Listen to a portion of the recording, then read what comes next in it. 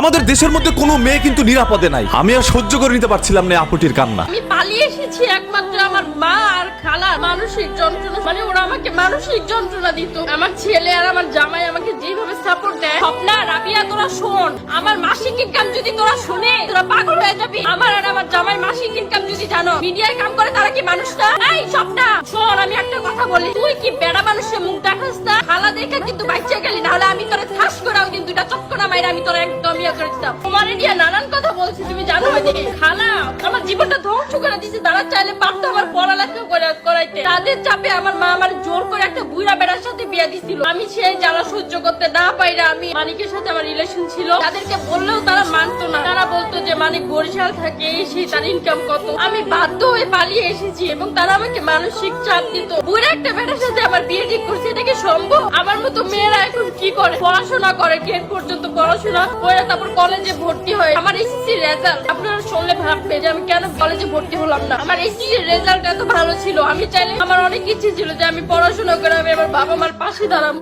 আমি পড়াশোনা করতে পারি না, আমার পড়াশোনা করতে দিল না। আমি 10-এ যেই টেস্ট পরীক্ষাটা দিছি ওই থেকে আমার বিয়ে, মানে আমার বিয়ে নিয়ে ওরা পড়া রয়েছে। ওরা আমার কখনো শান্তি দেয় নাই, ওর করে আমার বিয়ে দিতে চাইছিল। আমি না পাইলে আমি পালাই আসছি। আল্লাহ আমার বাঁচাইছে, যে আল্লাহ আমার এমন একটা মানুষের কাছে মিলাই দিছে, এই মানুষটা এখন আমার সব বুঝে, আমার বাবা মার মতো আগলায় রাখছে। মানে আমার জামাই আমাকে এত ভালোবাসে যে আমার বাবা মা কখনো আমাকে, মানে আমার মাও কখনো আমাকে এতটা বুঝিনি, আমার জামাই আমাকে যতটা বুঝ। আমার মা আমার জীবনটা ধ্বংস করে দিয়েছে। লিপস্টিক কে না দেয় আজকালকে মডার্ন যুগে, কে না থাকে বলে? আমার একটা বাচ্চা হয়ে গেছে, এখনো কি কেউ এসব বলে? আমার মা কি করবে? আমার 2টা খালা আছে, কুটনা কুটনা খালা, ওদের বুদ্ধি দিবে। ওরা বলবে যে তোমার মেয়ে ভালো নেই, তোমার মেয়ের গাঙ্গে পড়ে গেছে। মানিকের কি বা করে? মানিকের ইনকামই কত? মানিকের ইনকাম আপনার সারা মাসের খরচ। মানিকের ইনকাম, আপনি আমাদের ইনকাম জানেন? আমার খালারা হচ্ছে আমার মাকে কুবুদ্ধি দেয়, আর আমার মা হচ্ছে আমাকে কথা শোনায়, আমার জামাইকে কথা শোনায়, যা আমি সহ্য করতে পারি না। আমি একটা চাকরি নিয়েছিলাম, সেই চাকরিটা ওদের সহ্য হয়নি। আমি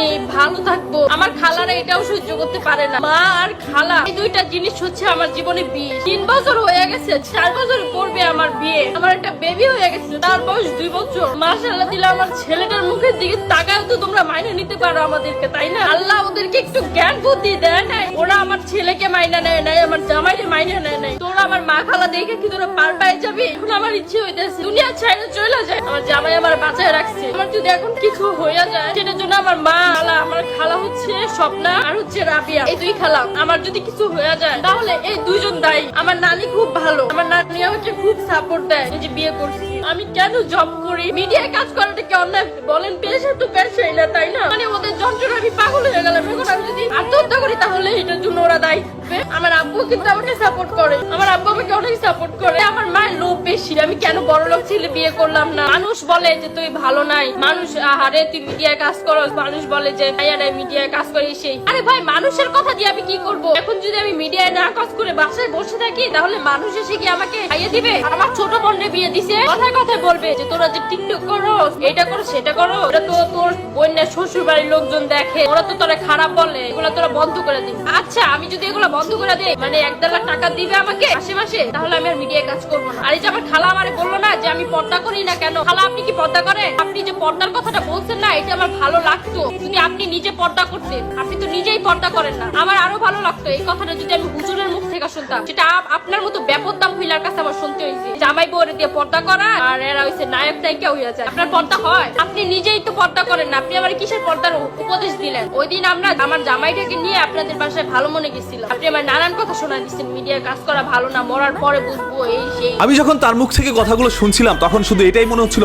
বাস্তবতা কতটা নিষ্ঠুর, বাস্তবতা কতটা নির্মম। হয়তোবা মুভি এবং সিনেমার মধ্যে কত কষ্টের দৃশ্য আমরা দেখি, তবে তার চাইতে হাজার হাজার গুণ বেশি কষ্ট হচ্ছে মানুষের অরিজিনাল জীবন, মানে বাস্তব জীবনটা। আমরা সিনেমার গল্প শুনে আমাদের চোখ দিয়ে অশ্রু ঝরে যায়, তবে বাস্তবতা যখন আমরা শুনি তখন অনেকে আমরা সেটা ফিল করতে পারি না। এখন সিনেমায় সবাই আকৃষ্ট হয়ে গিয়েছেন, তবে বাস্তবতার সাথে অনেকেরই দেখা সাক্ষাৎ নাই। আর যারা বাস্তবতাকে দেখে ফেলেছে তারা এই দুনিয়ায় থাকতে চায় না। এই দুনিয়ার প্রতি যাদের অনেক মায়া, দুনিয়ার প্রতি অনেক ভালোবাসা, দুনিয়া নিয়ে যারা ব্যস্ত থাকে, তারা যদি একবার বাস্তবতাকে চিনে যায় তাহলে তারা আখিরাতের কথা চিন্তা করবে। বাই দ্য ওয়ে, আপুটিকে নিয়ে আমি কিছু বলতে চাই না, কারণ তিনি এখন মিডিয়া সিনেমার মধ্যে কাজ করে যাচ্ছে এবং তিনি একটি কথা বারবার বলছিলেন, তিনি অনেক টাকা ইনকাম করে সেটা যদি তারা জানতো তাহলে কি যেন হয়ে যায়। আসলে কিছু জিনিস কি জানেন, অহংকারও কিন্তু পতনের মূল। এখানে কি আপনার অহংকার প্রকাশ পেয়েছে কিনা সেটা আপনি একটু চিন্তা করে দেখেন, নাকি আপনি অন্য কিছু বোঝাতে চেয়েছেন যেটা আমরা বুঝতে পারি নাই। আপনাদের মূল্যবান মতামতগুলো কমেন্ট বক্সে উন্মুক্ত আছে, কমেন্ট করে জানায়। এবং আপুটির মনের কষ্টগুলো আপনাদের কাছে কি মনে হয়েছে, এরকম কোনো ঘটনা কি